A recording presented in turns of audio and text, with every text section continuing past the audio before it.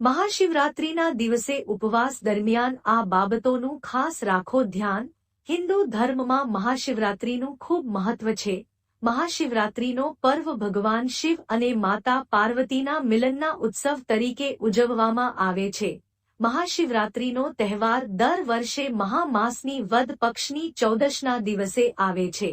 એવી માન્યતા છે કે આ દિવસે ભગવાન શિવ અને દેવી પાર્વતીનો વિવાહ સંપન્ન થયો હતો.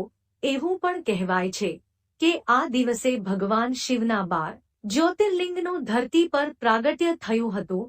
આ દિવસે લોકો ભગવાન ભોલેનાથની પૂરી વિધિ વિધાનથી પૂજા કરવામાં આવે છે. આ દિવસે વ્રત રાખવાનું પણ વિધાન છે. આ દિવસે શિવભક્તો શિવ મંદિરોમાં ભગવાન શિવની પૂજા આરાધના કરે છે. ભક્તો આખો દિવસ ઉપવાસ કરે છે. મહાશિવરાત્રિએ શું કરવું અને શું ન કરવું એ વાતનું પણ ખાસ ધ્યાન રાખવું જોઈએ.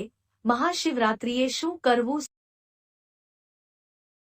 સૌથી પહેલા તો તમારે મનથી નક્કી કરવું જોઈએ કે તમારે મહાશિવરાત્રિના દિવસે આખો દિવસ ઉપવાસ રાખવો છે. ઉપવાસ કરવાનું નક્કી કર્યા બાદ મહાશિવરાત્રિના દિવસ સવારે વહેલા બ્રહ્મ મુહૂર્તમાં અથવા તો સૂર્યોદય સમયે ઉઠી જવું જોઈએ.